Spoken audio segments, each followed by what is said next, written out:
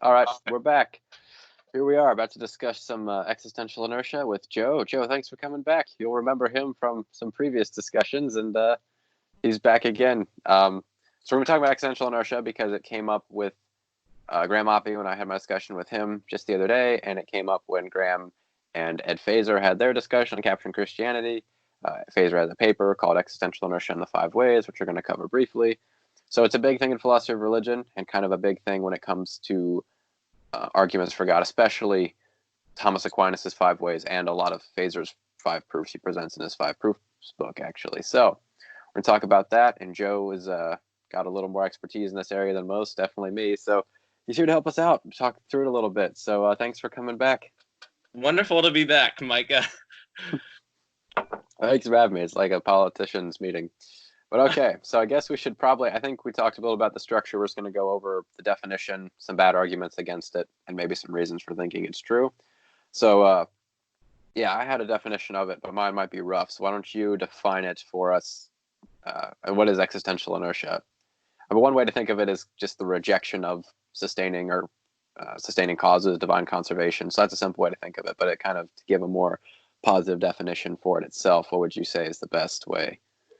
Yeah, so there are a few ways to formulate it. One way to formulate it is roughly that necessarily for all x persists in existence without requiring a continuously concurrent sustaining cause for x's existence, and x ceases to exist only if caused to cease to exist. So that's sort of a rough and ready sketch. I mean, more basically, it's just things tend to persist in existence unless they're destroyed, really. Yeah. Kind of parallels, it's parallels Newton's inertial motion, law of inertial motion, right? So Yeah, it's similar to that, but then of course the metaphysics are a little more complicated. Because if you just do Newton's, and it still kind of allows for. So one thing that's come up when I've discussed this recently is whether or not this is a power of things or merely a description of how things behave. Yeah, that's a really good point. So sorry to interject, but No, that's good. okay, Good. but like we do run into trouble when we start to base it off of Newtonian inertial motion, right? So Yeah, it's a sort of law of nature, and so it gets us into this question of like, what are laws of nature? And really, I mean, it's quite contentious, but one of the best accounts on offer is that laws of nature are just mere descriptions of the way things tend to behave or the way things manifest their causal powers given their natures or essences. The laws of nature are just the laws of natures. And so it's a sort of Aristotelian conception, broadly Aristotelian conception of laws of nature. But what that means is that laws of nature really are sort of parasitic, as it were, on the natures of the things in question, right? So if we sort of construe existential inertia in the way that we construe Newtonian inertial motion on this Aristotelian account of laws of nature, well, then actually, existential inertia won't be able to account for the persistence and existence of these natures because it's parasitic on the natures existing in the first place, right? So it would sort of be viciously circular if we were to try to account for the persistence and existence of these natures in question under an Aristotelian account of laws of nature, if we conceived of existential inertia as a law of nature, tantamount to Newtonian inertial motion, tantamount to the laws of thermodynamics, and so on. And so that really gets to your point about being a causal power versus a mere description, and we can sort of dig into that with some metaphysical accounts of existential inertia. Really dig into that. But if you want any feedback on what I said so far. No, it seems good so far. Yeah, I don't know if it's really problematic to say it's just a description of kind of the same things happening either way. But yeah, we'll kind of get into that as we go on. I think, so I don't know if we need to say anything more preliminary, but that seems to be good as far as the base definition goes. And so, of course, we're going to talk a little bit about why it's important. It kind of seems like it's sort of like a nebulous thing, and it's actually not been dealt with very much in any like literature, academic. Well, it has been, but like not under this name. Like for example, J.H. Sobel in Logic and Theism gives an argument against like sustaining causes. So like what Sobel talks about in that book when he goes through Aquinas' ways, that is, he is talking about existential inertia as we're defining it, but he doesn't call it that. So it's kind of like this weird term that's not super well like laid out anywhere like yet. Terms of literature, it's not been, but again, it's been talked about, but not necessarily under that name. And so the reason it's important is because there's kind of this assumption made in arguments for theism, like from natural theology. So like with Aquinas's ways, like from motion and things like that. And so this is, Graham and I talked about this a little bit, so we'll kind of recap a little bit of that. Graham and I talked about it, and we kind of recap Sobel's point as well, and about how like with things deriving their existence in per se series and stuff like that. But so the reason it's important also is because like especially with Feser's updated 5 ways, there's sort of this assumption or this attempt in these ways to assume existential inertia is false.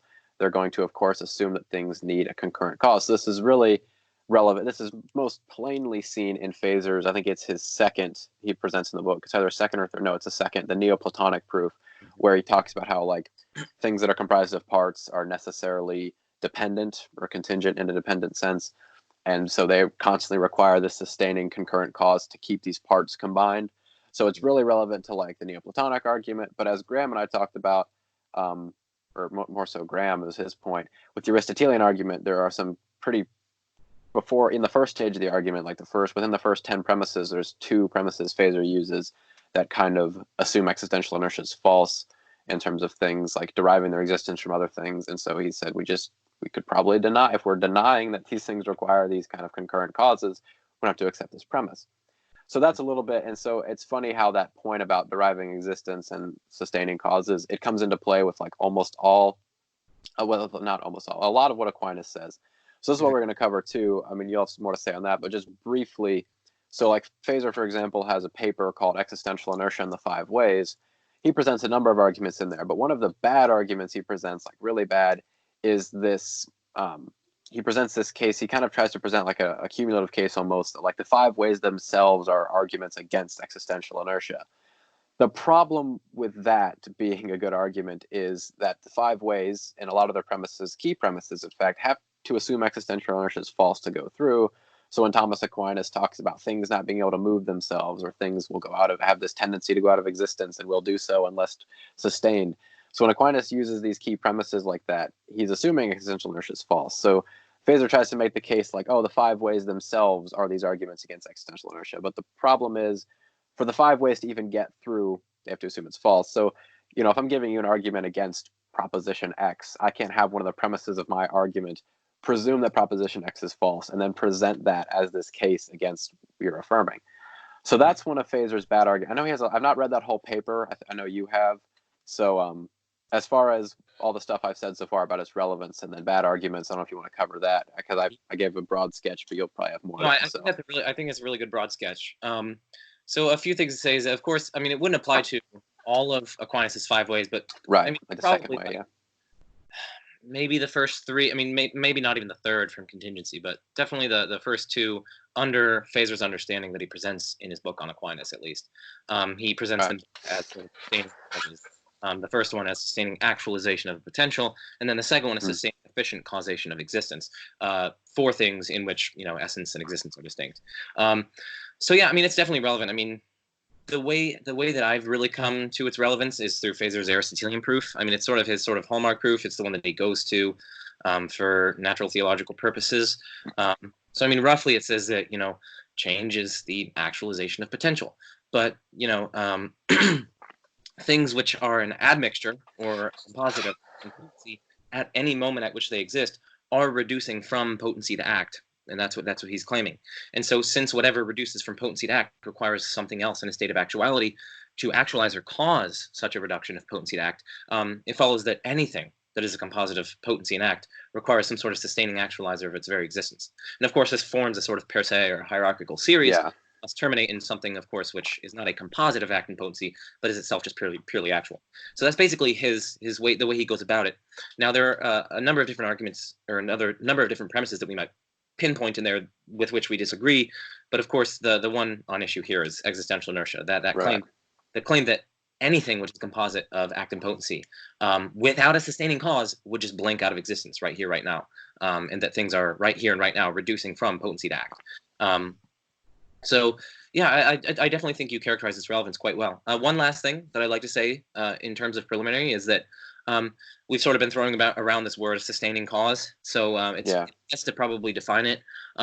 So we could say that roughly, like, Y is a sustaining cause of X, or y is a sustaining cause of x's present existence, provided that, first of all, x's existence presently depends on y's causal activity in some manner, and second of all, y's present existence is a necessary condition for x's present existence. So without y, if you take away y, x automatically goes away, assuming, of course, there aren't like, and assuming we don't have causal overdetermination here, where there are two sustaining causes, but that's sort of side issue. But then we could just say like y and y1, yeah. Yeah, Okay. definitely. That'd be a good way to do it. So that's roughly what a sustaining cause is for people who aren't sort of accustomed to talking that way.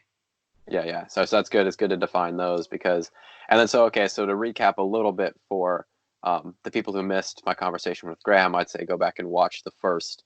I'd go back and watch that whole thing, but the first, especially the first 20 or 30 minutes or so, because I asked him right off the bat about his paper on Fezer's Aristotelian proof, and so you outlined it, but it's also really key to understand like. It is funny for one thing. It's funny he goes back to that argument so much because it's probably one of the weaker of his proofs, actually. But so what was I going to say with this? Oh yeah, so it's important to understand, like you're talking about these per se series, then bringing the idea of sustaining causes, and when he's talking about act and potency there, and like the concurrent actualization of a thing's potential, the reduction of potency to act, and all that. So it's important to understand, and Graham was helpful in helping me think about this more clearly, that like. His proof is not just about like the motion of things, like it's about their derived existence. And so that's why it's really relevant, because the first time you read the Aristotelian proof, and the first time I know definitely the first time I didn't really grasp that whole like all that causal activity that was going on there. He used to make the argument in terms of like motion, because that's what Aquinas' first way is, an argument for motion. And so that's what I was thinking of it. And so I know for most people, but like the way Graham sketched it was really helpful in me thinking like there's a lot more at play in the background of Fezer's argument. And that's why his whole like polemical thing about how atheists aren't part of the real debate was really dishonest, because he was like, if you assume my metaphysics are true, atheism's like false. It's like, well, yeah, but that's exactly what we're talking about. So that's just that's a good thing to keep in mind with like the Fezer's Aristotelian proof. Just keep in background that like behind that proof there's a lot going on about in metaphysical assumptions wise that's not exactly relevant, or definitely relevant, not apparent in some of the way he presents it. So yeah, it's good. You get a good sketch of that. So I think I'll just kind of piggyback on what you said about sustaining causes and Graham's point and what I said about Sobel already, and just kind of get us into maybe one of our first arguments for existential inertia, which is simply the case based on simplicity. Now, we haven't talked about this yet, I don't think, so I'm not sure what you think about this one, but I'll just basically give the brief kind of a mix of like what Graham said and then what Sobel says. And so the way Graham characterized it was like, if you're a Thomist and if you take Fezer's proof to work, you think God's doing a lot of work, like all the time. Like not only does he exist, but he's constantly, for one thing, the foundation of all existence, but he's also constantly keeping these things persisting in existence. So God's doing a lot of work. So we have a lot of ontological baggage there. And so the point Sobel makes, put simply, in Logic and Theism, is that we can cut out a lot of ontological baggage if we just kind of assume things have this ability, or what have you, or their causal power, natural law. We can cut out a lot of our ontological baggage if we just assume these things have the ability, they can go on persisting without something concurrent actualizing them. So if we just take existential inertia to be true, we shave all of this. I mean, not even talking about whether or not God exists, we shave all of this causal activity that's going on constantly. We shave that completely out of our whole framework. And so it's a huge point for simplicity to take existential inertia. So barring defeaters, we should prefer it. Now, of course, there are going to be attempts at defeaters, so we'll get into all that. But so this is the first case for existential inertia. And there's also, of course, a case to be made just on intuition, like Sobel points this out, that like it seems to us that things can just kind of go on existing. And this is Graham's point too, and this is what I brought up, and I was like, I don't know what phenomena one would appeal to that could not be explained unless we invoke sustaining causes. So that's what the theist is going to have to do. They're going to have to invoke some phenomena that's not explained except by sustaining causes. But it seems like barring that, we have a decent reason just intuitively to think it's true. Then the stronger point, of course, is just it definitely wins on the simplicity game. And so barring a defeater, barring a need for a sustaining cause, we can shave a lot of stuff out of our baggage if we just kind of like say, hey, yeah, things can exist until they're caused out of existence. Mhm. So yeah, I guess so. So what do you think about those? And then I guess if you want to just kind of jump right into anything else I've said or arguments for or against it or whatever. So yeah, it's kind of wherever you want to go from here. Okay. Yeah, so I think it's a really good. So I'm going to make a quick point about simplicity, and then I'll bridge into a different point. So Okay, awesome. when we're talking about simplicity, it's really good to keep in mind that there are different sort of types of simplicity. So one of them Yeah. is quantitative simplicity. So this is the sort of number of things that are in our hypothesis or in our theory or in our worldview. So for instance, a theory which postulates to account for a given phenomenon. 11 electrons to account for it, as opposed to 1 electron, is quantitatively less simple, right? Right. More entities within it. But there's also a sort of qualitative simplicity, I prefer the term categorical simplicity. I think it makes more sense than qualitative because there are a lot of I different. did too. Is the Yeah. word qualitative? But so categorical simplicity is basically just the number and types of fundamental kinds that your theory or hypothesis or worldview builds within it, or Yeah. takes as true or fundamental. There are other types of simplicity as well, like the number of primitive concepts that you have, the number There's of a primitive lot there. whether or not you have brute necessities or brute contingencies, and so on. But these are the two main, the quantitative and categorical.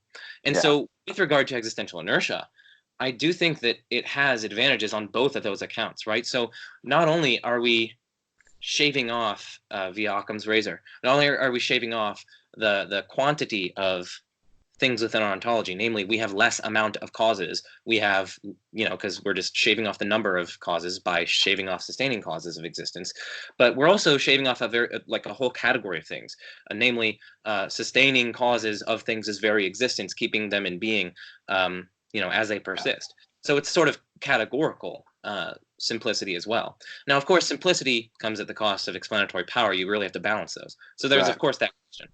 But I just wanted to make that distinction Yeah. with the simplicity That's there. good. That I think it's existential inertia sort of has or benefits from both types of simplicity. Right. I Um, think so too. so before we bridge into arguments against or for, it might be best to talk about some different metaphysical accounts of existential inertia, because I know you said Oh yeah, sure. in your you said sort of, you were describing it and you were saying either, like you said, like natural law or power, or it was sort of a disjunctive claim. So it might be best to sort of spell out what are some metaphysical accounts of existential inertia. So For sure. one account is that we already gave the definition of existential inertia, so we have to keep that in mind, that necessarily things persist in existence without requiring a concurrent sustaining cause, and they cease to exist only if cause to cease to exist. So keep that in mind. So the first metaphysical account is basically that the immediately temporally prior state and existence of the substance in question explains the present state and existence of the substance in question. And so, one immediate question that this poses, of course, is with regard to philosophy of time. So if for presentists, only the present exists, simpliciter. And so past things don't exist, right? So if they don't exist, then how can they have explanatory efficacy with regard or with respect to present things? But I think that we can get around this issue even under presentism, because usually presentist philosophers are perfectly fine with citing past factors in explanations, and even though they don't presently exist, it's the fact that they used to exist that allows us to sort of cite them as explanatory features. And really, it's going to be really difficult to only have present things within our explanations. After all, science makes use of past things as explanations, and so do we in ordinary common sense usage. Like, it's really difficult to account for or explain away why and how we make explanations by citing past factors. So, like, for instance, let's say I have a headache right now. Why? Well, because yesterday I bumped my head on a log or something. It didn't actually happen, but oh man. But so we do normally cite past causal factors. Like, why am I sick right now? Well, it's because I ingested a virus or something, like 2 hours ago. We explain present things in terms of past things all the time. And we take them to be, legitimate explanations. And the same thing with science. I mean, we explain certain allele frequencies in populations by means of past selective pressures. And so I do think it's legitimate, even under presentism, to cite prior states of reality as explanatorily efficacious with respect to present states. And so we could explain the present state and existence of a substance in terms of explanatory or metaphysical accounts of existential inertia. So I went over one, and now we can just go over briefly three others. So one other metaphysical account is that existential inertia is sort of a constitutive principle of substances alongside form and matter of things. You know, Aristotelians conceive of substances as composites of substantial form and prime matter, and these are sort of principles that within substances. And so we can say that a la this Aristotelian account, and you know, as per their understanding of what a principle is, we can sort of say that this existential inertia is a sort of constitutive principle that affects a composition with the form and the matter, and thereby, you know, accounts for the persistence in existence of the substance in question. So that's a second account. And again, these aren't really going to be exhaustive. I'm not claiming that any particular one of them is true or false. I'm sort of just giving a sort of, you know, concept framework. So the third one out of the four is that existential inertia might be just a universal in which things participate or which they instantiate. So we normally take it that, okay, well, anti-realists won't and nominalists won't, but a lot of realists or people sympathetic to realism say that we can cite sort of these sort of common universal features of things to explain commonalities. So of course, when you walk into a room and you see that all the chairs are red, there is an explanation of that in terms of, for instance, someone painted them red. But there's also a deeper question of, yeah, but why do they all share this redness in common, right? Why do they have this feature that not only exists right here, but also there and there and there to all these particular things? And a lot of people think that it's fine in that case to cite a universal in which they instantiate or in which they participate, namely redness. And that's a sort of explanation of their commonality. So perhaps one might argue that existential inertia is a sort of universal, and thereby that would account for their persistence in existence. So once they begin to exist, they instantiate that universal, and then they are caused to lose that instantiation when something comes up and positively destroys them. So that's a third account. And then the fourth and final account I'm going to give is just that perhaps existential inertia is just a sort of primitive, basic, foundational feature of reality. And you know, we are kind of getting at the metaphysical bedrock of reality about existential inertia. So I mean, think of existence, right? Like existence seems primitive, right? It seems like a basic sort of foundational feature of reality, right? Any analysis of existence is usually either going to invoke synonyms of it, right? Like actuality or reality or being or things like that. Or, I mean, or, you know, it's not going to be an analysis of existence because it'll explain it in terms of nothing, you know? So either our analysis of existence is in terms of something that exists, right? In which case we're analyzing existence in terms of, we're already presupposing existence in our analysis of existence, or we're analyzing existence in terms of things which don't exist, in which case it's not really an analysis at all, right? It's an analysis in terms of nothing. That which doesn't exist is precisely nothing, right? So it's so existence is a basic, unanalyzable, primitive feature of reality. And if that's the case, well, then that might sort of prompt an intellectual assent towards thinking that maybe persistence in existence is a sort of primitive, basic, foundational feature of reality. And so those are the four general accounts. There are others. These aren't exhaustive. I'm not claiming that any particular one of them is true. I'm just offering them to sort of to allow people to, you know, think about different metaphysical accounts. And notice that I didn't include the causal powers one because it was for the reason that I cited earlier. Basically, it might be viciously circular, right? Because the operation of a causal power already presupposes the existence of the substance in the first place, in which the causal power inheres and operates. So it seems as though it would be viciously circular to account for that substance's existence in terms of that, in terms of the causal power that the substance in question possesses. So. Right. Okay. So it might just be more of like, say, probably better refer to like a property or a description than like causal power, probably. Yeah. Okay. I think those are all interesting. Those are good. I have one question on one of yours, and then I have I guess two questions actually. I just thought of another one, and then I want to say something about a potential objection that may come up because I actually heard this earlier when I posted something about it, and I don't know if it'll come back in, but I'll get to that in a second. So my two questions. The first one would be on your point about instantiating universals. I might be remembering this definition correctly, but could it also be like along those lines? You said like nominalists won't affirm this, but could nominalists take a similar route by saying it's like a trope? Well, trope nominalists would say this, or would it kind of, or would that be different? I don't know if I'm remembering that correctly, but because as you said, like nominalists are not going to, of course, agree that about universals, at least nominalists are not going to agree that those exist. So they're not going to agree that this is an instantiation of a universal. But could they maybe say it's an instantiation of some trope and be still trope? So could trope nominalists preserve a point along those lines, do you think, or is it we have to go the universals route? I think that's an excellent question. I'm actually I'm not sure. I guess it would depend.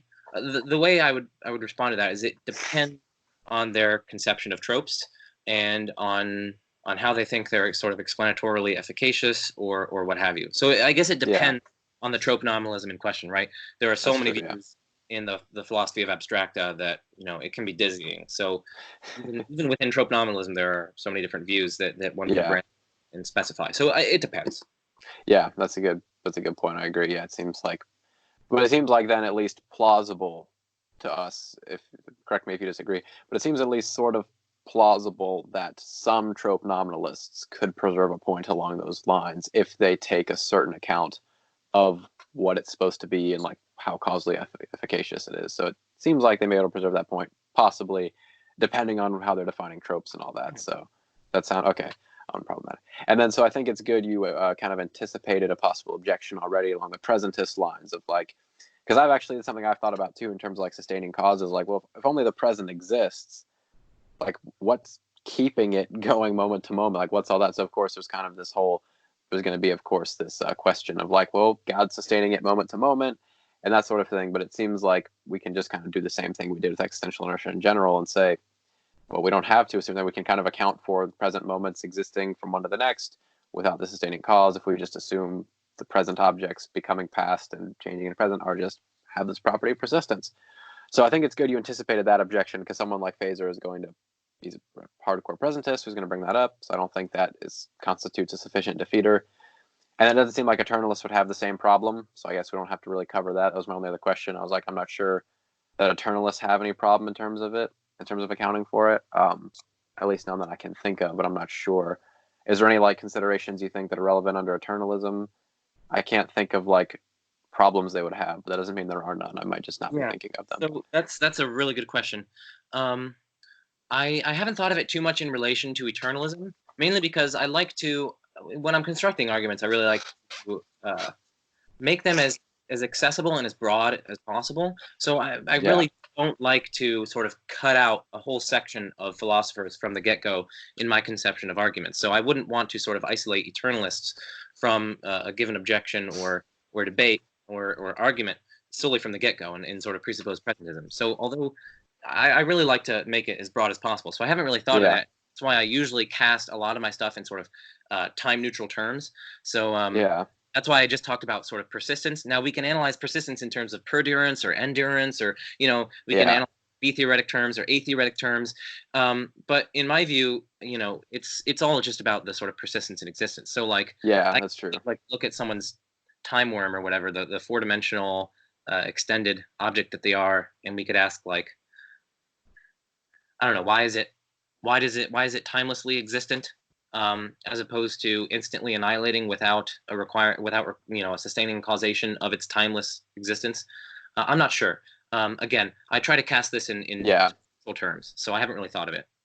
Well, yeah, it's kind of funny because I think it's almost interesting that I don't want to get too bogged down in this because this is a separate part of discussion, but it's kind of occurred to me. It's sort of interesting that like your argument for existential inertia also gets us into some stuff on arguments for time because one kind of classical argument for eternalism is that it accounts for persistence of things better. But it almost seems like we can argue for presentism on the grounds of existential inertia. Maybe. I've not thought about it enough. It was just something that came up. So that'll be something we'll shelve for later because that's interesting to me. But so I think that's good. We covered a little bit there. I'm sure you want to go over some other stuff. But one thing I wanted to say is this objection came up earlier. I posted about this on Facebook and kind of had a little bit of discussion today earlier before Joe and I decided to do this. So one objection I got pretty early on was that they think existential inertia seems to collapse into an absurdity because it's either an essential or accidental property of things. And so this one guy casts this argument of like it just collapses into absurdity because it's either an essential or accidental property of things. And if it's essential, then everything is necessary, which is just absurd. So it collapses at that point. And so that's one argument I got. Now, I'm not sure that argument's going to be extremely common, but just in case it is, or people think along those lines and something similar comes up, and I actually respond to the guy in comments, and he kind of came around to thinking that may not be right, but I'll have to, that discussion is still going on. But basically, I think there's just a little bit of a misconception there. There's just like a move that's not in the premises, and so I'll have Joe respond to this too. But basically, what I responded to him, I was like, okay, like I see what you're like. I don't see where that move is coming from. Like from existential, everything necessarily exists, and so his misconception was around this. What we've talked about before, like necessarily if X exists, it persists and all that. And so I was like, yeah, I don't see it as following because I take the two following claims to be not the same, not equivalent. And I said, so one, the claim is necessarily everything that exists has this property of existential inertia, and two, everything exists necessarily. I don't see those claims as being equivalent. And so it's because it's a different claim saying necessarily everything that exists has this property. That's a different claim entirely than saying everything exists necessarily. Mm-hmm. So I'm not sure if that objection is going to come up again or even be popular, but just in case anybody's going to try to take that almost like necessitarian collapse route, I wanted to get that out of the way, that like the language you're using of, well, it's a conditional, that it's a conditional, like if this then this, like if this exists then it has this property. Yeah. And that's not the same as like some modal logical principle. So there's a distinction there that's really important in terms of dealing with something that might come up along those lines. So I don't know if you wanted to say anything more so covering that or anything else I said, or you want to go into a different direction. I definitely covered it quite well. So one thing, the first thing to note is that this would only be an objection to accounts that conceive, in metaphysical terms, that conceive of existential inertia as a property. So, he said it was either an accidental or essential property, but it's assuming that it's a property in the first place. And not all the accounts I gave hold that it's a property. So it's not an objection, in my estimation, to existential inertia simpliciter, but a certain conception of existential inertia. That's a very important thing to realize in existential inertia debates. So second of all, existential inertia is a sort of conditional thing. It's once the things are in existence, right? It's similar to Newtonian motion. Once they are in motion, they continue with their rectilinear motion unless there's a net force acting on them. So it's the same thing with existential inertia, right? Once they're in existence, it is, necessarily, once they're in existence, they persist in existence without requiring a sustaining cause unless caused to cease to be, right, by some destructive factor.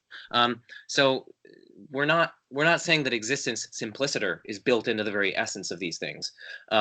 We're saying that it's sort of this conditional thing, right? Like rationality might be part of my essence, but it's not as though I'm necessarily existent and necessarily rational. No, it's if I exist, well then I'm necessarily rational, right? But there's still that question of, do I exist, right? So there's still the question for any object like my phone here. Once it exists, it might have existential inertia necessarily and continue, but there's still that question of, well, was it brought about in the first place? And of course, existential inertia also allows for things to cease to exist because it explicitly builds into it that they can be destroyed, right? And so if that's the case, well, then it seems as though we avoid this necessitarian approach. But you also get to that sort of modal quantifier shift fallacy or whatever, that, just because necessarily if A, then B, we can't infer that that A, therefore necessarily B. Right? It's not the same as like the distribution axiom, Well, yeah, it's a sort of perversion of the distribution axiom. Yeah. So we can infer from necessarily A entails B and necessarily A, then we can infer necessarily B, but we can't infer that necessarily A entails B. So A might be contingent for all we know. Therefore necessarily B. That doesn't follow. Right. Yeah, that's a good point. It's epistemically necessary, obviously, because A would entail B, but A could be contingent, and so had it not occurred, well, then we wouldn't get that entailment to B. It's very subtle. I bring this up on my blog. I'm not trying to plug, but I bring it up on my blog about this sort of modal quantifier shift or whatever. But it's really important. It goes into debates about free will and omniscience. A lot of people, when they try to argue that free will is incompatible with omniscience, they make this modal quantifier shift. But enough of that. You can get me ranting for hours. Check out Joe's blog after the show today. That's what we're saying. Here I am writing my stupid political articles, and you've got existential inertia going on there. But Dude, mm-mm. yeah, Politics is important as well. That's people's yeah. line. That's their eudaimonia. They're flourishing. Yep, we've talked about this before. You're definitely we're on the same page there. Yeah, I think that's definitely a good point. There's like this really subtle, but so that's why like with the guy, I was like, I see like assuming what you did, how you got to that conclusion, because it's understandable because it's so subtle that like, okay, I see what you mean there. But you got to be careful in terms of like entailment, then modal entailment, and like, no, you don't. This is not the same thing. So it's a subtle point, but it's also super important. So that's good.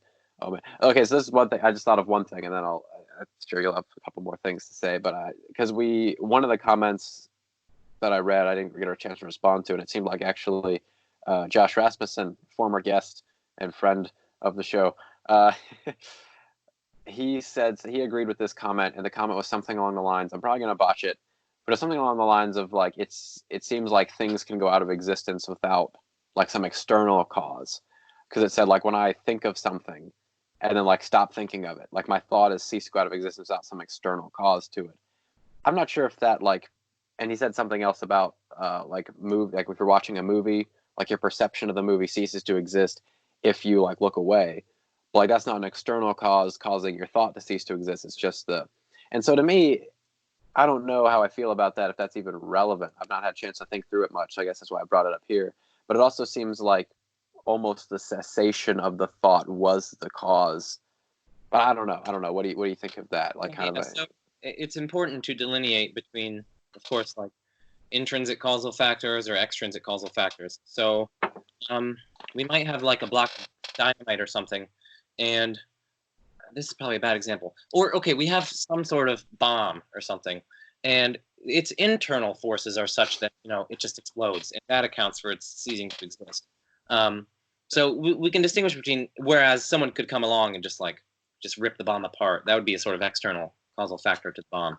But the thing is, the existential inertia hypothesis only really states that things cease to exist only if caused to cease to exist, right. necessarily within the external force factor. So it could be an external force, but it could be an intrinsic internal force as well. So yeah, there can be Okay. intrinsic. Someone unfortunately might commit suicide, for instance, and that's themselves causing themselves to cease to exist, right? But it's still being caused to cease to exist. And this is really what you were getting at when you said being caused. Right. Yeah. You just put it better. Because I think it was either an argument. I think it was an argument somebody made for existential inertia that we all like, both thought was like pretty bad. And it was one of the premises was like things cannot cease to exist. I think you said like, should I kill myself to falsify that premise? Or like things cannot cause. I don't want to be insensitive because it's like it's a real issue, of course, and like people struggle with it so much, and I've struggled with Yeah. some mental health things like anxiety, but yeah, Yeah. it's a pretty quick objection to that, like that we don't have to have an external thing that causes something to cease to exist, because suicide is a blatant counterexample to that. Right. And I'm sure we can think of other less controversial ones. That's just the easiest. Yeah, So like yeah. my TNT horrendous example that was a bad explanation, but It gets the point across. Every analogy breaks down at some point. Yeah, it worked. But yeah, I think that's a good point too. Like it doesn't require, and I think that actually that the person that said that, it was probably actually my fault. I probably phrased it at some point in terms of external causes without thinking too much about the implications of that. So it was actually probably my fault, but that's good to get that like cleared out. That like I said it wrong, which leads to a misconception. So let's all just like get all that cleaned up here. So that's a good point to get all that done. Yeah, intrinsic or external. So it just says that things can be caused, must be caused to exist, not necessarily by something external to themselves, but something, because there is kind of this like intrinsic causal terminus that's happening with existential inertia. That's kind of the whole theory itself. So yeah, that's good to clean all that up. So we already covered a little bit some like pretty bad objections, like for example, uh, Phaser's Aristotelian proof does not itself serve as an objection to existential inertia, nor do Aquinas's five ways, even as a cumulative case, because Aquinas's De Ante Esse, I mean, probably all of them or most of them, but as you said, maybe not. I think it's his second or third way as contingency, and contingency. third, yeah, okay, you're right, yeah, that's right. Second is different. But yeah, it seems like at least some of Aquinas's ways. So it won't do to use these arguments as falsifiers of existential inertia. And I don't even think arguments for theism falsify existential inertia because, and this is another thing we want to get across because we talked about this with someone quite extensively on Facebook too. that I forget what their argument was, that like, existential inertia is just kind of like this fancy rephrasing of something naturalists already believe, and there's kind of like slapping this fancy label on it, and so like it's almost question begging. And of course there's a lot of problems there, namely of which being that existential inertia is not necessarily unique to naturalism. Like theists can affirm existential inertia. Yeah. They don't have to, but they don't have to deny it. You only have to deny it if you're a Thomist who thinks God is constantly sustaining everything in existence. But there are plenty of different forms of theism that are perfectly compatible. So when we're talking about existential inertia, this is a point I wanted to get across pretty clearly, where we can make independent, like all the arguments Joe gave, the points about simplicity, those are all metaphysical arguments independent of whether or not we think things are fundamentally natural or fundamentally non-natural. That's irrelevant. Our prior commitments to theism or naturalism or what have you are not coming into bear on some of these arguments. Like, yeah, it's true. It's such a good point. Yeah. Right. If I could just come in really quickly, Yeah, it's really good that theists can accept. I'm not saying they should or ought to. I mean, we can get it. We probably will get into arguments in favor of existential inertia quite soon. But theists can perfectly accept existential inertia. William Lane Craig, I believe, what was it? I think it was in his book Cosmological Arguments from Plato to Leibniz. I think it was his book in there, and he was talking about Aquinas's cosmological arguments, and he was going over their objections. And one of the things that he himself sort of had a difficulty with is he was saying that it's unlike the Kalam, it's difficult to justify why, if things didn't have a sustaining cause, they just instantly and immediately annihilate completely.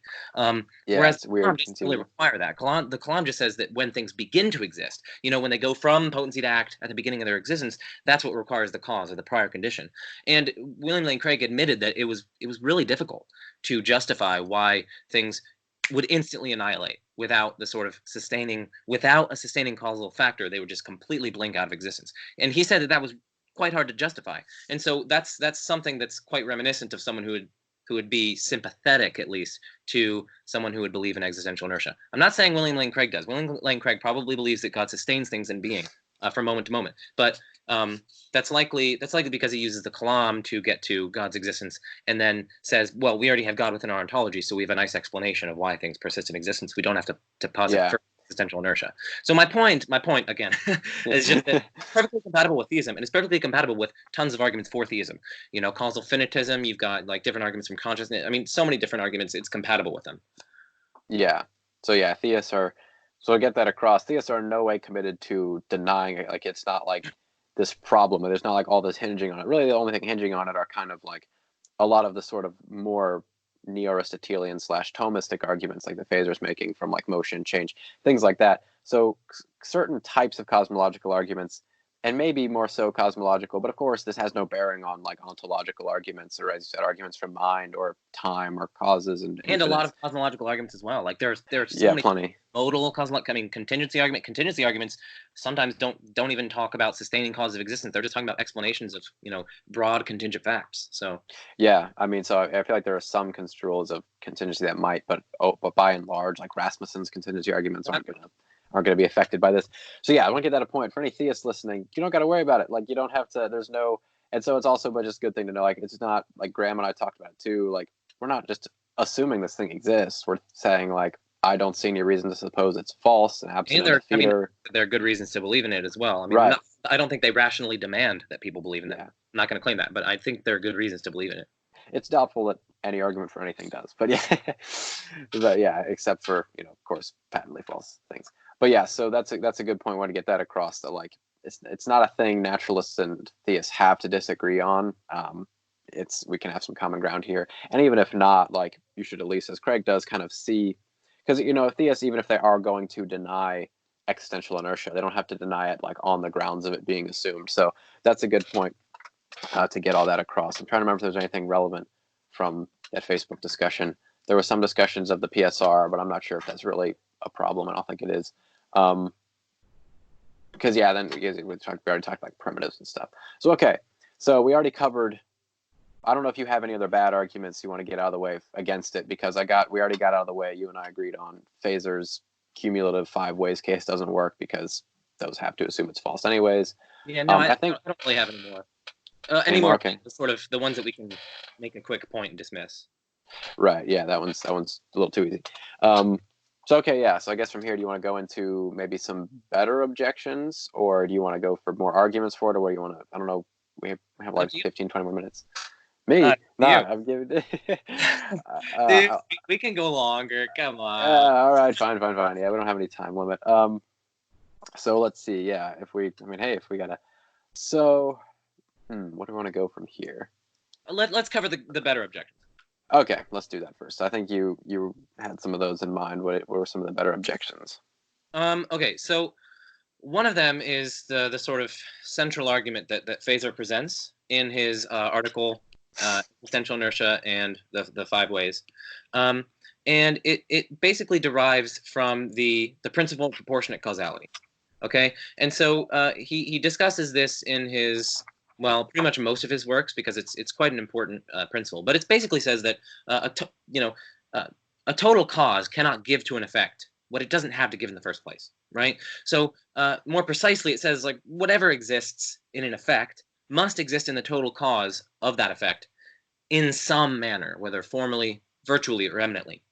And so with this principle, Fazer basically argues that, well, okay, so a cause can't give what it doesn't have to give in the first place. But material substances are only composites of form and matter as they're sort of causing principles of them, right? But as their intrinsic principles. But form can't give any tendency to persist in existence or give any actuality um, or existential inertia, because form of itself is just a mere abstraction. It's just a universal, right? Like the form of man or the form of a dog. Like these things they don't have actual existence unless they're tied down to prime matter. So a form by itself doesn't have the resources to give to an effect existential inertia.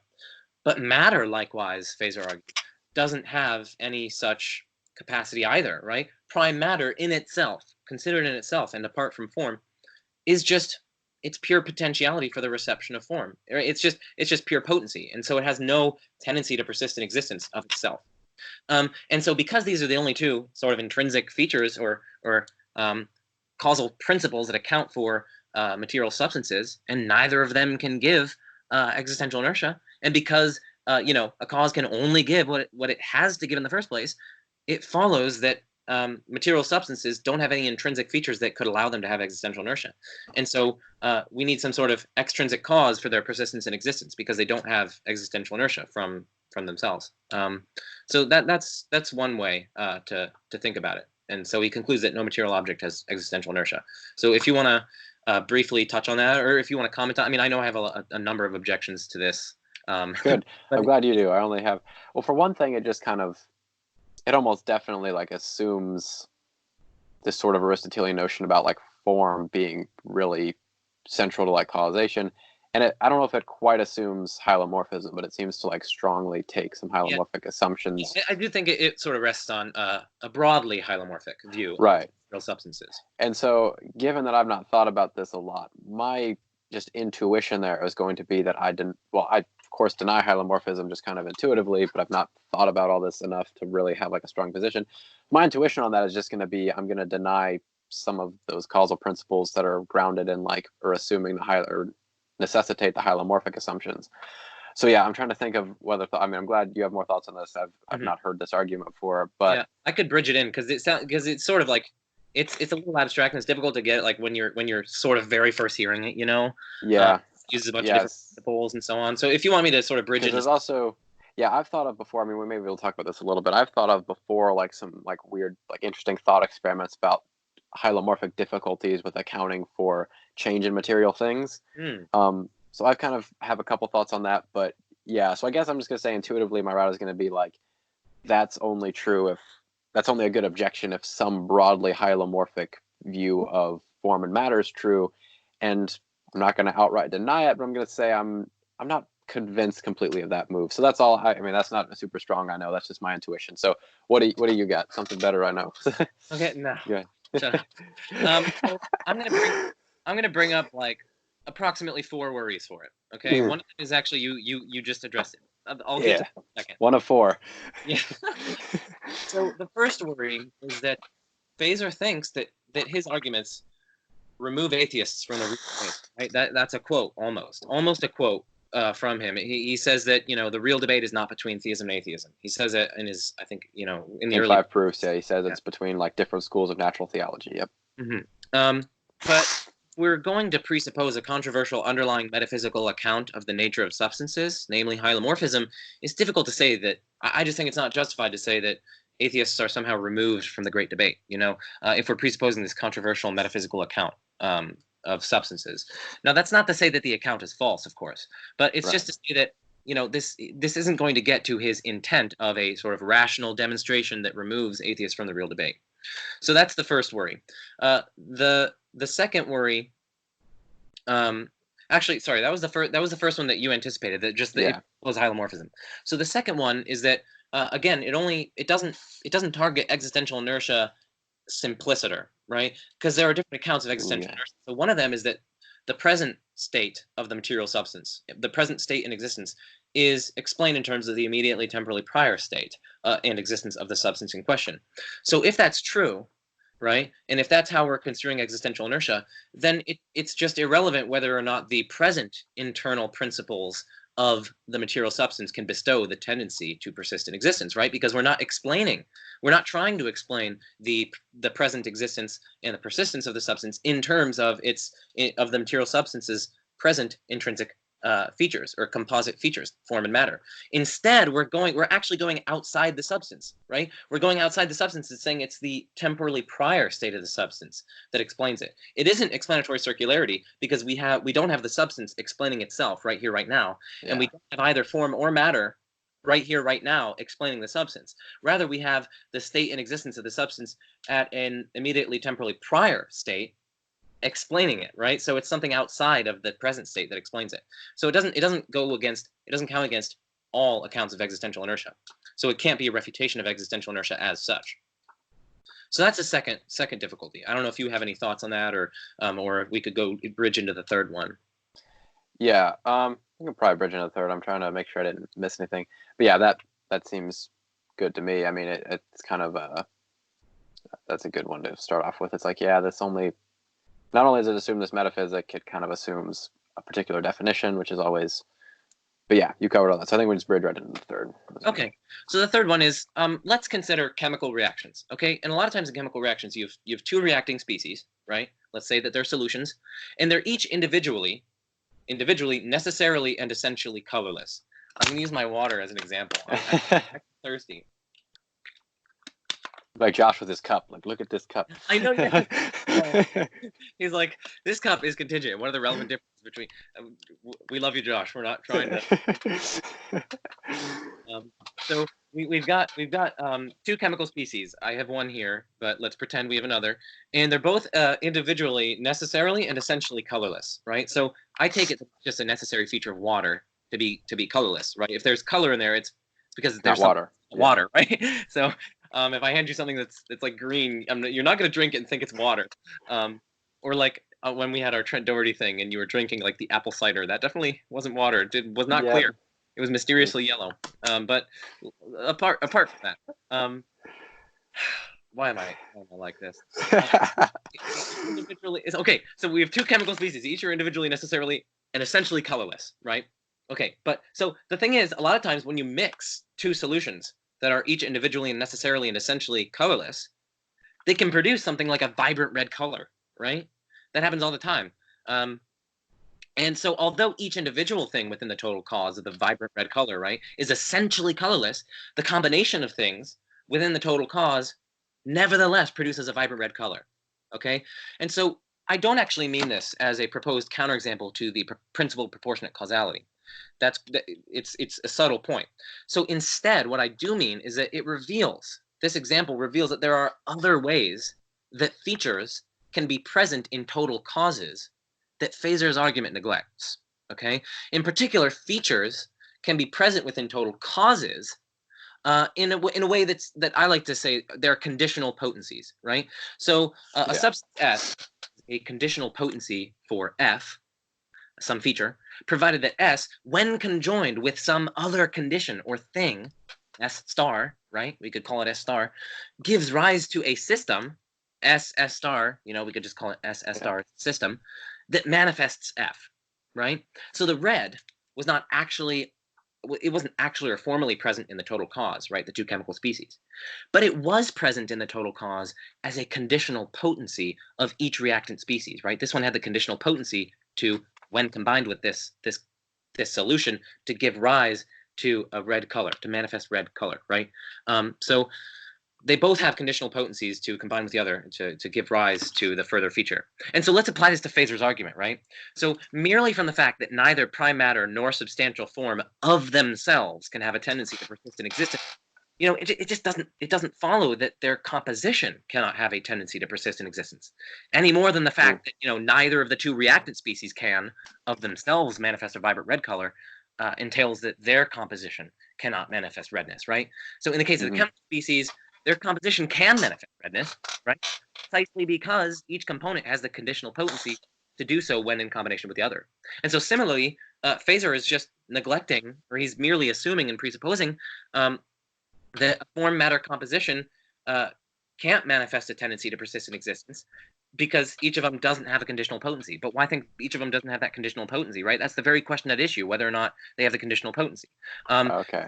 So we can't neglect the fact that form matter composition might be able to manifest a tendency to persist in existence, right? Because each component has the conditional potency to, when combined with the other component, manifest such a tendency, right? So we can't presuppose that there are no such conditional potencies to begin with. Right? Sort of the very question at issue, right? Like on one of my accounts, well, okay, on some of them, like that conditional potency is going to be essential. Like that's what constitutes existential inertia. We can't just assume that that's not going to be a conditional potency of form and matter individually, even though they don't of themselves have such a tendency, right? It's just like the red color being produced from the two species, chemical species. Ooh, okay, that's good. Do you want me to give my brief thing on that, or sure? You keep going. Are you done? Are you done? Okay. No. So that was the third. There's the fourth, but I'm done with the specific one. So if you want. Okay. No. So I think the couple things I was going to say is I kind of can anticipate already. For one thing, I think it's a really good point, and like it may not even be only in cases of combination that the potential potency thing is relevant. Like it might be in terms of like existence simpliciter for a lot of things. I think there's a broader point there. But that's good. So I think one thing, what obviously Feser's going to push back on now, of course, it's kind of going to be, he's going to have to again assume a lot of his metaphysics. But one thing I think Feser, because it seems like there's almost going to be, we touched on this briefly about how existential inertia applies to it, but he's going to think that like, because you talked about the potential potencies like form and matter once they combine to persist in existence, while they may not each be able to, this combination. So if we take the hylomorphic point, of course, what Feser is going to say is something along the lines of his Neoplatonic argument. I'm assuming that like, I don't know if it's correct to construe form and matter as parts, but to use that language just for the sake of like getting the point across, he's going to say like if a thing's comprised of form and matter, there's a part of it that's form and part of it's matter. So this conjunction of form and matter is going to require a sustaining cause to even combine these things and keep them together. Of course, I think that's going to be sort of begging the question, and I don't know if we have good independent reason to think that composite things have to be dependent or contingent. But I think intuitively it just seems like that's going to be the pushback Thomas or specifically Feser is going to give, is that this form matter composition itself is going to require the sustaining cause to even combine it and then keep it going. That's such an excellent point. It's a really good point, and it's a fascinating objection. It's a good point. It helps to clarify a lot of things. So first of all, notice that we've gone beyond Feser's argument from form, matter, and the PPC, the principle of proportionate causality. So we're no longer resting this on that argument. It's basically, I mean, I don't like the word concede because it sounds like this is a sort of battle or things like that, but it's not. But grant the point for sake of for reductio. Concede that the PPC argument doesn't work, and we're going to have to go to something's being composite entails that it needs that. So we've actually basically just conceded that Feser's argument doesn't succeed in this respect, and we're going to have to go to a separate argument. But I mean, it was such a good point, and you actually brought it up, the question begging thing, right? So consider again conditional potencies, right? So your objection basically boils down to like, surely it's the very question at issue, namely whether conditional potencies, once actualized, remain in a state of actuality with respect to one another. So it's true that this is the very question at issue, but what that shows is that we can't presuppose in either way from the get-go and answer that question. So we would beg the question if we assumed from the get-go that conditional potencies, right, once actualized, do not remain in a state of actuality, right? That's the very question at issue. The existential inertia position is that even under this form matter analysis, these conditional potencies, once actualized by being brought together at the beginning of their existence, they remain in a state of actuality. So we can't just presuppose that they don't. That's the very question at issue. Such a presupposition is precisely what Phaser needs, for this argument, because if form and matter interdepend, but they also individually have the conditional potency to persist in existence once combined, and if conditional potencies, once actualized, remain in a state of actuality with respect to one another, then it's just simply false that that we get either vicious explanatory circularity, or that we need some sort of sustaining thing that keeps these composites in existence. We can't presuppose it either way. And the thing Right. is, his argument, if it's to succeed, it has to presuppose it one way, and it's the way that's required for the very thing at issue. Exactly. Yeah. So I think he's just kind of anticipated that. You basically spelled all that out. You just did. I mean, you said Phaser's going to object on this grounds, but then it's sort of question banking. So you basically spelled that out, and I was just fleshing it out further. good. Thank you. Appreciate it. That's good. Good little 1-2 punch there. Yeah, so he's going to have to fall back into the Neoplatonic proof, but it's like, no, dude, existential inertia is exactly what we're talking about in the Neoplatonic proof. You can't go back and forth like that. Okay. Ooh. Oh, See, I did have that one further objection. I know you do, because I do have. I'll do it after your objection. I was thinking of not even talking about it, but now I want to bring up my thing I was thinking about with hylomorphism and causes. But so first, I want to let you go through that. And if it's still relevant, I'll bring it back. Okay, so the fourth objection. So the premise 7 in Phaser's I gave a sort of informal account of Phaser's argument, but premise 7 specifically in Phaser's argument says in his I'm not talking about the Aristotelian proof. I should specify. Existential inertia, yeah. Existential inertia article. Premise 7 of his main argument there is that there are no other internal principles from which a material substance, could derive the tendency to persist in existence. Right. So his argument rests on the claim that form and matter are the only things that could bestow such a tendency, right? So remember, as I characterize that, because he argues that neither of them could, and so the whole itself couldn't manifest such a tendency. But he has to presuppose that these are the only internal principles, right? But I mean, that seems question begging in this dialectical context, right? For whether or not there is an additional principle within material substances, right, namely like a principle of existential inertia or like a tendency to persist in existence, that's precisely what's at issue, right? So again, it kind of depends on the account of existential inertia we take. So if we take if we take it to be the sort of the way I analyze it as a principle that affects the composition with form and matter, it would just be, it's precisely the question at hand whether or not form and matter are the sole principles of material substances, because the question at hand is whether there's an additional principle, that existential inertia, which accounts for the persistence of things. So we can't just presuppose from the get-go that that's not the case. That's question begging. And so, I guess that's the final one. It seems to be question begging in this dialectical context, right? Because existential inertia, I mean, we can't just say that it couldn't be a principle alongside form and matter, right? I mean, that's one of the accounts on offer. Yeah. I think Phaser would have really benefited in that article from making at least one argument that wasn't on the form and matter grounds. Like, he should have made at least one or two arguments like independent of hylomorphism, because it's like, dude, because the point, as we said earlier, like, you don't have to presume naturalism, but naturalists aren't going to be hylomorphist generally.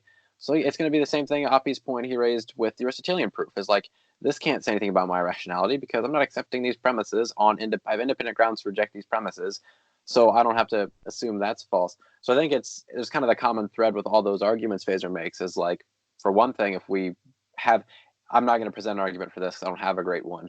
My thought experiment's probably pretty bad, but we'll give it a shot. But like, if we do have some independent reason to reject hylomorphism, this form matter, and all that, then it's like, well, none of this stuff Phaser is talking about even has any bearing on existential inertia. And even as you said, even if it does, it only has bearing on some accounts of existential inertia. And even though very few it does, it turns out to be almost always question begging. So I don't think. It doesn't seem that from what you've said and what we've covered that Phaser's arguments against it contra existential inertia are going to be completely successful unless you accept the account of existential inertia that is based on the form matter composition combining, and hylomorphic dualism, or no, that's mind, just hylomorphism about form matter being true. So that's good. I'm glad we covered those because, anybody who reads that paper, like when I asked about existential inertia, someone just said, linked to Phaser's paper, and I was like, which argument in there do you think is good? And their answer was the cumulative 5 ways case. And I was like, no. A few arguments. Like one of them is from form matter interdependence and vicious explanatory circularity, which a lot of the, we're not going to cover that one because a lot of the stuff that we've already said applies to that one. We can just transfer a lot of the objections that we made to the one we just did to that one. And he also gives that sort of cumulative case from like, well, Aquinas' 5 ways are themselves arguments against existential inertia. Like he gives that one. He gives this PPC one that I leveled. Those are the main ones. Yeah. And I think it's also important to note there that when we're talking about Phaser, when we're talking about Aquinas' 5 ways, they simply don't work because they presuppose the falsity of existential inertia. But we covered this earlier, but like to make it even more clear, a larger point is that theism doesn't count. Like, so if you establish theism independently of an argument assuming existential inertia's falsity, if you establish theism some other way, that itself doesn't count as some defeater for existential inertia, because as we said, there's plenty of theistic counts that are compatible, and the existence of God doesn't entail sustaining causation. So we already covered that, but I wanted to make it even more clear that like no argument for God's independent of this is going to entail the falsity of existential inertia necessarily. Necessarily. So that's a really good point. So this kind of gets down to the epistemic position that we all find ourselves on the landscape of epistemology, right? So these theists that arrive at God's existence via independent reasons for independent of existential inertia, which is just a small sliver of arguments for God's existence, right? And so they are within their epistemic rights to say, well, I already know that God exists, or like I already have God within my ontology, so I have a nice, neat, and simple explanatory account of why things persist in existence. And so that's why they can say that, well, God sustains things in being. But, as you pointed out, that's not going to serve as a positive demonstration of the falsity of existential inertia for the naturalist or those other people who disagree with their independent grounds for God's existence, right? So the theist in this case is well within her epistemic rights to disagree with existential inertia, but they're going to have to do it on the basis of independent arguments and just say that, well, I already know that God exists, so I have independent grounds, and I have a readily available explanation for persistence, so that's why. Right. Yeah, so that's a good point too. They have an account of persistence, they can appeal to that, but they can't appeal to it as a demonstration of the falsity of existential inertia. So that's the other accounts of persistence, right, that are arguably simpler and more, even I would argue, more explanatorily powerful. Yeah, agreed. Okay, so that's good. So, do I want to talk about hylomorphism more? Go with it. It's a new thought. I haven't heard this. Sounds interesting. Yeah, it's probably really bad. It probably doesn't even. But I'll go for it. I'll go for it. Neck out. It's fine. Yeah. I mean, and I think it's one of those things where I don't think when I originally thought of it, I don't think it establishes what I originally wanted it to, but it's still helpful in clarity. So how did I sketch it out? So here's this. I forget when I thought of this. It was just one day. So I was thinking about hylomorphism, and I was thinking about like matter, prime matter, and then form, the combination. But then also how like these things causally interact both with each other and other things comprised of one or the other or both. And so I was just, and also the point on persistence. So this will play in a little bit because I was thinking about how like the point is really about how form persists and its relation to the material substance that it's conjoined with. And so basically, I don't know what to call it, an argument or thought experiment. I was just thinking of like, say we take like this cup, but in this case, it's going to be like a piece of wood. So like if we have a piece of wood, like just a log, for example, like that's going to be comprised. The log that I hit my head on. The log my head on. And exactly. That explains my current headache. Exactly. The log falls back down. Here it is in our thought experiment. So very good. That exact one. So say we have this log. So the form of there's the material that makes up a log. So there's wood, which obviously breaks down ultimately to electrons, bosons, fermions, and everything. So we have the material components of this log, but then on the hylomorphist account, we also have the form of log that's conjoined with the material parts of log to create this thing, and that's it. Its existence is explained both by the material that makes it up and the form combined with that. And so just what I was thinking of was like how to account for a form's persisting. and how like changing the matter of something changes the form and how to make sense of that. And so what I mean is, if we take a log, it has the form of log. But if but like ashes and coals don't have the same form that log does. So if we set the log on fire, the chemical, there's like chemical reactions happening as you're talking about, and the material of the log is changing. And so I guess I just thought of this, that like it's kind of breaking down into these lower material components. And so eventually this log is going to completely burn up and it's just going to be like coals. And so obviously it's not the same thing. So this burnt up, these ashes, they don't have the same form that log does. But we get from log to ashes with this purely chemical material account. So I guess it's not even like an experiment or argument. It's just like a thought of like, well, what is happening to the form when that happens? Like, are the material reactions of the log affecting the form? Because if so, then the form seems really causally dependent on the material. And of course, in the Hylomorphous account, it is dependent. Like, but it also seems to me to almost then imply that the form is causally affected almost directly by the physical reactions, because the log's on fire and it's burning, and as it's not like we have like two very separate states of like, here's the log, here's the ash, and we can just draw this harsh distinction of like, yeah, so there's where the forms change. But it's like, does the form gradually change? That isn't. Like, Oh man, that's such a good question about the changing aspect. yeah, because it's like this fire is obviously changing the chemical composition, which is gradually reducing this log to other material states and down and down. And so it's like, is the fire then affecting the form of the log, or is it not? So I don't even know what the purpose of this is. It's just something I thought of, and I was like, what is going on? What is going on there? Interesting. So, Are so you cool if I start to provide some thoughts? Yeah, go ahead. I'm done. Okay. So the first thought is, this would be a good question for the Thomism group chat. I'm sure that, because they have people who understand hylomorphism better than both of us. Because they have people like Rob Coons and things like that, and yeah, for sure. They would probably be able to help you a lot. But having read a number of different Thomists, one thing I'm going to say in addition to these things is that, interestingly, Proust on his blog, my favorite philosopher was Proust, spaced and Proust filled, yeah. Proust. Okay, well, my favorite philosopher in terms of like his work and the output of his work, but of course, like favorite in terms of a person, it's definitely Josh. Josh takes we're the agreed. Obviously, but that's not to say I don't like his work. Yeah. Shane Wagner tagged me in like a Facebook thing, and he was like, "Oh, Josh, that means he doesn't like your work." I'm like, "Oh." I saw that. I was like, "Ooh, no." Okay, well, back to what I was saying. That Proust, the amazing philosopher Alexander Proust, on his blog, he gives an example of, they have those, like the big. He's snorting cocaine there. I told you I was congested. Okay, well, Proust, you know how they have these hydraulic presses or whatever that sort of, I think that's what they're called, and they're like, it's like a cylindrical tube, and it comes down and it crushes something like gradually. So Proust talks about how we could have like a tomato in there, and it's a tomato, and it has the essence of a tomato, or like the form of a tomato, but we're going to be gradually squeezing and squeezing and squeezing it. It's going to get a hole here, it's going to like slightly burst here, and we're going to squeeze it and squeeze it and squeeze it. Eventually we're going to get to a point that it's just paste, right? It's not a tomato anymore. It's lost the form of a tomato. It no longer has the essence of tomato-ness. But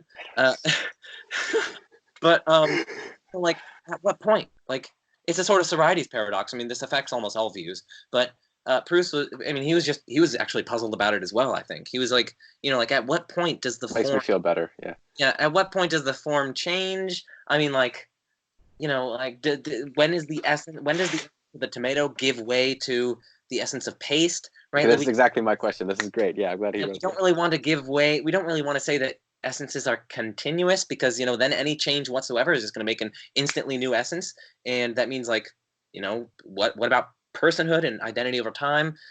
Persistence of like essences is like how do we account that? So it's a really good question about the Sorites question for hylomorphism and form and matter. He might address it in his forthcoming book, the one that he's working on, the one on Aristotelianism and how it solves problems in ethics and metaphysics and epistemology and so on, or like Aristotelian features. So I'm hoping he gets on it in there, or touches on it in there. But my point is just that it's a really good question to think about. So one other thing is that some Thomists might complain that there's a slight misunderstanding of matter here. So yeah, I mean, like, in some sense the matter is wood, but wood is already an informed matter, right? So that the matter has already taken on the form of wood and the essence of wood. Matter for the Thomist and the Aristotelian is sort of just a pure potentiality for the reception of form. So matter in and of itself doesn't actually exist for the Thomist. It is only matter when conjoined with some form, which gives it a sort of determinative nature. It sort of determines it in some manner. Yeah. And it gives it actuality and definition. That's when we get a sort of substance or even chemical reactions. Like chemical reactions, chemicals themselves are composites of form and matter. And so I think they might say that you might have maybe this stems from a misunderstanding of prime matter. But again, it's a question for the Thomism discussion group, and I think you bring up a really good point that Proust has even thought about. So. Yes. Yes. There's nothing greater, no greater accomplishment than being and thinking about the same thing as Proust. Yeah, no, not even just thinking about it. Yeah, no, so that's just something I thought of a long time ago. And I remember I made this post about it, and Shane actually commented on it, so I'll have to go back and see what he said. Because, yeah, I was just like, what happens to the form there? And so, but I think to your point, like, it's good. Yeah, I may not be understanding. Of course, I'm going to reject the idea that matter doesn't exist unless it's informed in that way. Like, I'm going to not think that's true, but for the sake of my thought experiment, my experiment's about hylomorphism, so it's not relevant. My views on it aren't relevant. But the only thing I would say to that is, like, it's a good point and a good distinction, but it still just kind of pushes the idea back. Like, sure, fine, wood is already an instantiated form and matter composition, but still then we have this composition that we have to explain how it changes and what changes it and all that. So it's definitely relevant to, like, clarify, but I think the question's still there even when we understand prime matter properly. But yeah, so I just wanted to bring that up in the sense with Phaser's argument, because we're talking about hylomorphism, and that seems to me to just be like a weird account of, like, a weird, like, problem with persistence for the hylomorphist. And so it's kind of relevant to our existential inertia thing. Sorry if that was off topic. I just was No, it's totally good. It's so fun thinking about these things. So I know it's we get all these on these tangents. Okay, so that's what I wanted to say, and I think you went over all your things on Phaser. Okay, so we covered a lot of ground. Do you have anything more we want to say? I think you had. Did you have any more arguments for or against existential inertia you wanted to cover? So I mean, it would probably take us way too long to cover them all, but maybe we could cover like one or two. Yeah, let's go with like one more good one and maybe one or two good ones. Yeah. So unfortunately, this one takes a lot of spelling out, but I'm going to give it very briefly and just allow the listeners to sort of think about it. All right, for or against? For, in favor of existential inertia. Okay.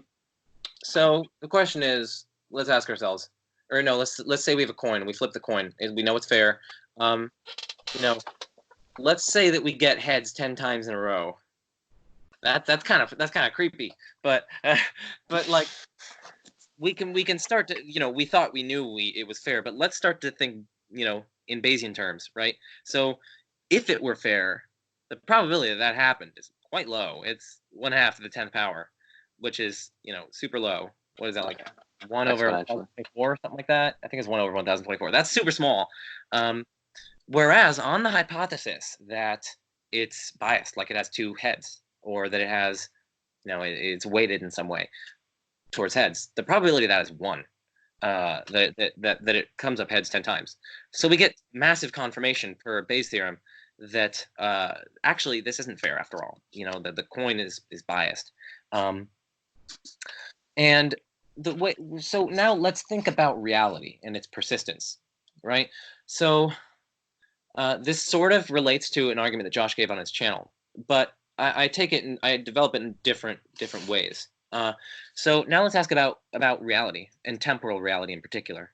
So why does temporal reality persist in existence from moment to moment, right? Is it like flipping a coin? So at each moment, is it literally a 50% chance that reality stays in existence or goes out of existence at that moment?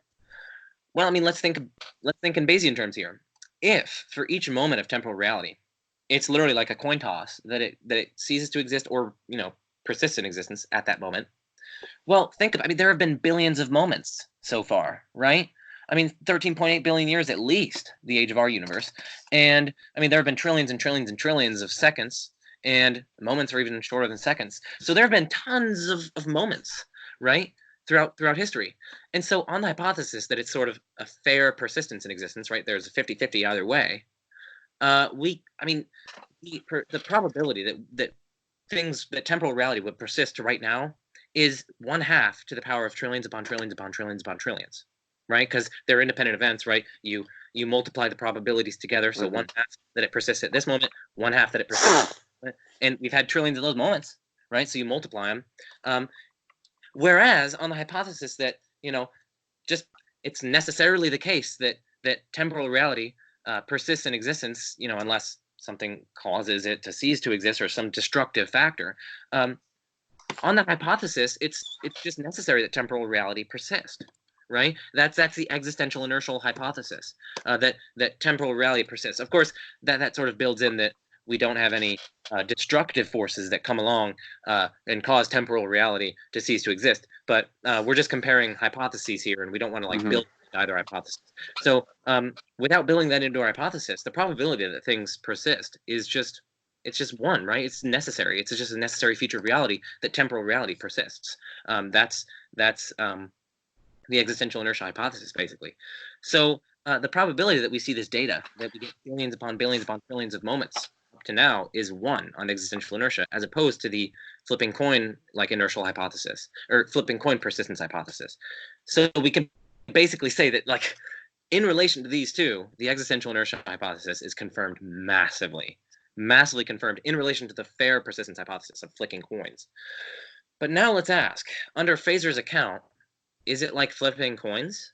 Or is it, what's the probability? What's our epistemic probability, our rational degree of expectation at each moment that God sustains reality in existence at that moment, right? Because if God refrains from sustaining reality in existence, it's just going to blink out. And it's only if he chooses to sustain it in existence at each moment that it persists in existence at each moment, right? And the thing to realize is that if this is even slightly less than 1, right?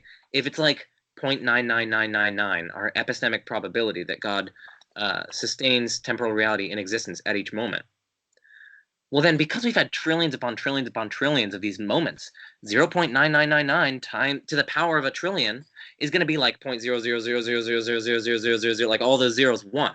And that means that our confirmation for the inertial hypothesis in relation to the theistic sustenance hypothesis is Phaser's theistic sustenance hypothesis is massive. We get massive confirmation, Bayesian evidential confirmation for reality's persistence in existence being explained by existential inertia, because the probability of that happening, again, we're not postulating any destructive forces outside of temporal reality that cause it to cease to be. Without postulating those persistence, things necessarily will persist according to existential inertia. So the probability that happens is just 1. And so the thing is, we can't ascribe anything. I would argue we can't ascribe anything close to 1 for the proposition that God sustains reality, temporal reality, in being at any moment. Because first of all, we know that God is free, right? We know that there is if God's free with respect to sustaining temporal reality at each moment, well, then there's a non-zero probability that he does refrain from it, right? If it were literally a probability of 1, then he would be causally determined to sustain existence. Maybe not causally determined, but it would just be it would be necessary that he does it. So he couldn't have done otherwise. And if you can't do otherwise, then you're not free with respect to it. So if we know that the objective probability isn't 1, well, then we can't assign an epistemic probability of 1. So it has to be less than 1, right? And I mean, we can talk about skeptical theism, right? God's ways are higher than our ways. Someone might say, well, it would just be arbitrary if God refrained from sustaining it after 17,804 moments or something. That'd be arbitrary. Well, I mean, given skeptical theism, I mean, a lot of things seem arbitrary, like gratuitous evils and things like that. But given skeptical theism, God's ways are higher than our ways, right? God could have a perfectly sufficient reason for refraining from sustaining temporal reality in existence. And there could be great goods that come about from that. Hang on, sorry. Trent Doherty just kicked down my door when you mentioned skeptical theism. He wants to talk to you. Oh my goodness. Just pops in I thought you saw a bug or something. I was like, oh, okay. I was gonna freak out on a video rebut. Yeah, no, it's just funny. So sorry, I interrupted. But no, it's all good. I don't care. I like jokes. So Joe is in jokes. You can't spell jokes without Joe. So that's the dumbest thing I've ever said. Okay. And now it's gonna be on YouTube forever. Yes. Well, good. That maybe people can. Who knows? Maybe I'm not going to speculate. So back to persistence and existence. So yeah, we really should assign a probability, it seems, that's at least somewhat less than 1 and not like 0.999999999. For like, how could we justify that? How could we justify such an epistemic probability that God sustains temporal reality in being at each moment m for any m, right? Because we have skeptical theism. Like, how on earth can we rule out that God has perfectly sufficient reasons for refraining from sustaining temporal reality at any given moment, right? So given skeptical theism, given that God's cognitive faculties are infinitely higher than ours, given that God is free, it seems as though we're not going to be warranted in anything greater than, in an epistemic probability of anything greater than like 0.9999999, you know, like, and so on. Like, surely we're not justified in assigning an epistemic probability greater than that to the proposition that for any m, God freely chooses to sustain temporal reality in being at m. And so, given that, even if we assume that 0.9999999 with like 30 zeros, that's all still taken to the 30th, to the trillionth upon trillionth upon trillionth upon trillionth power, right? Because there have been trillions upon trillions of such moments. And remember, this epistemic probability is for any given moment. So it applies to one moment, and then we have an independent event the next moment where God can freely choose to sustain or refrain from sustaining at that, you know, the temporal moment. I'm not presupposing God is in time. He has such free choices timelessly, right? Yeah.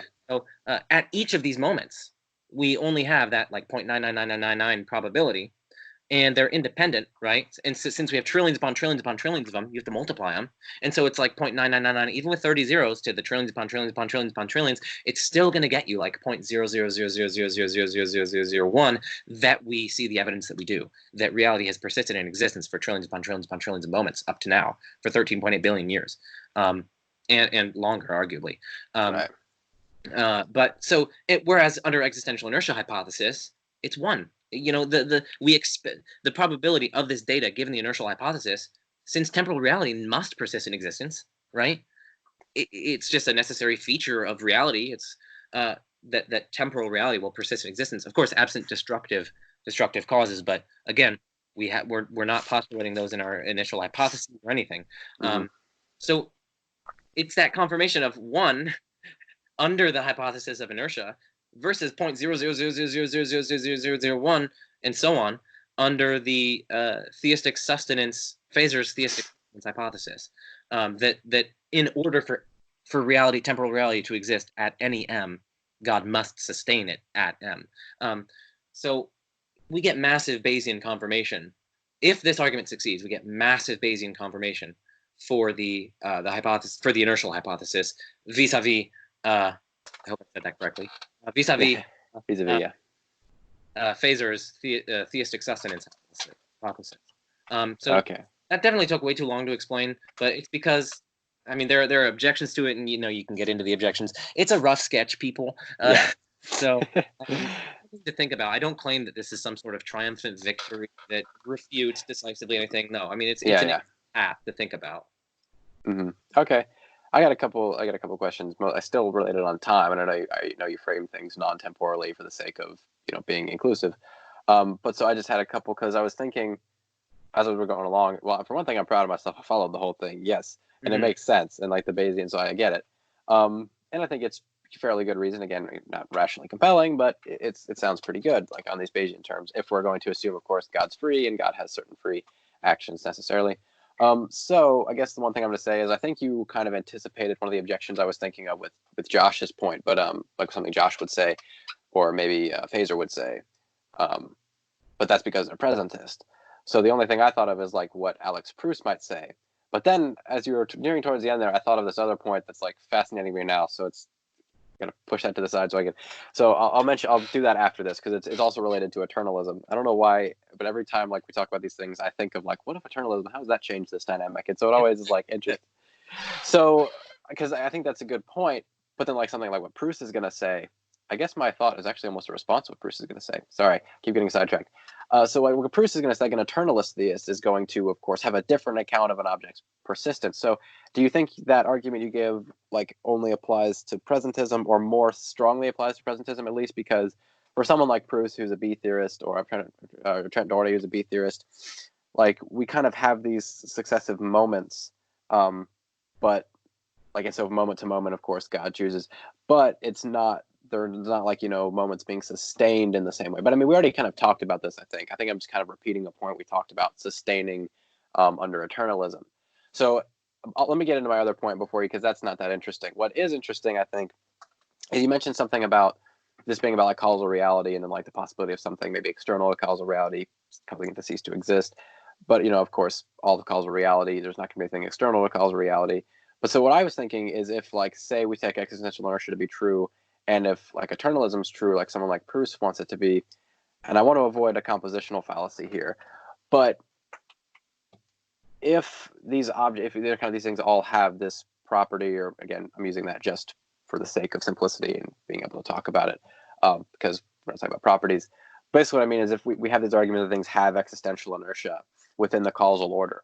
Well, if we take two things to be the case, which of course theists are going to deny at least one of these, that A, like eternalism is true, and then B, like naturalism is true. So we just say we have this four-dimensional block of space and time, and that's all causal reality. So it's like, then the question is, I guess my thought was like, these objects have this ability to persist in time unless they're like destroyed by something external to the causal order. What if like the block universe is like this object, like this big object that itself has existential inertia, that itself can like persist in existence, and obviously nothing external to it could destroy it.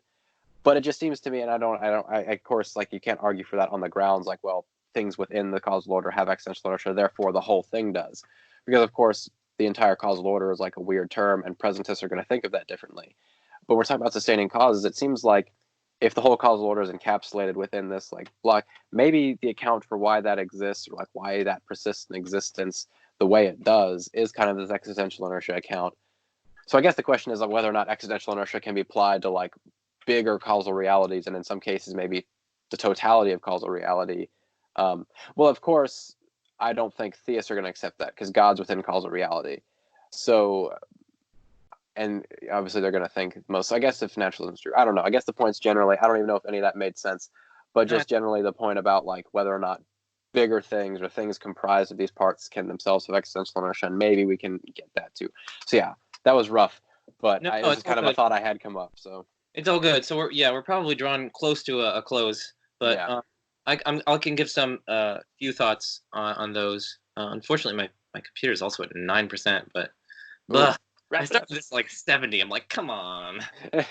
Yeah, I deployed mine in. So there are as for applying existential inertia to sort of larger causal webs. So in the Bayesian argument that I gave, that applies it for example to temporal reality as such. So that for instance is a sort of causal realm, because I mean even under theism God has to sustain temporal reality. After all, if God didn't sustain temporal reality under the theistic sustenance per phaser, it would just blink out of existence.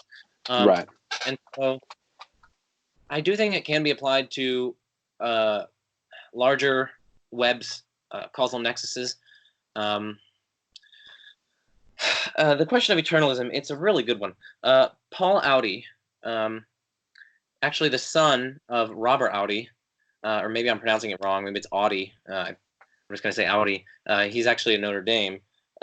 Robert is. Paul wrote a paper on existential inertia, and it was published in 2019, actually. Oh, wow. And it's kind of interesting. He goes through like Spinozistic accounts and like different things. It's kind of interesting. That's interesting. It sounds It's interesting. definitely a relevant and important paper. But what I was going to say is that he does talk about philosophy of time in there and its relation to existential inertia. Okay. And I'm kind of forgetting off the top of my head the way he talked about eternalism's relation to existential inertia, but he does talk about it. He gives good insights, and so I can only just sort of redirect you there. I mean, Okay. it depends on whether we I'm see. skeptical of my own move, by the way. There, that's just interesting. It's popped into my head. So yeah, I'm also skeptical of that move. But sorry, Yeah, I don't want to read that. So I mean, like, we can distinguish between the space-time manifold as a whole and then like the temporal slices within it. So like we could ask, why are the concrete objects within each temporal slice? Well, I don't know. Why are they sort of at all times? Why are they at all times such that they are in that slice? Why isn't it that at maybe sometimes at some times there is an occupant of this four-dimensional slice, whereas at other times maybe that occupant just isn't there, right? It just like ceases to be there in some sense. So, why isn't that the case with like a bunch of different types of slices? Like why isn't that the case with all the slices? Why are they always eternally and timelessly such that they have their concrete objects within them? Why not at other times? Sometimes that ceases to happen. I'm not quite sure. Again, maybe this would implicitly bring in some sort of dynamism in here. I'm not sure. The thing is, I probably explained it poorly, but just read the study paper. Okay, awesome. Yeah, that's something else. As with always with these, we kind of like so many branching directions. So okay. There are so many different arguments that we could cover for and against it. Like, I know, it's fantastic. We have to do a follow-up video. That's probably going to be the case. Maybe like 8 follow-up video. I mean, yeah, there's maybe like a whole like 20-part series just on this. But no, it's a super, it was super interesting. It was fun. So I mean, probably we'll wrap up. I mean, we started off with like thinking 40 to an hour, and here we are at an hour 40. But I'm cool with that. It was worth it. So yeah, it was amazing. So I guess we should just kind of recap everything we covered. But I mean, do you have anything else you got to get out, or did we cover mostly sufficiently? Let's see.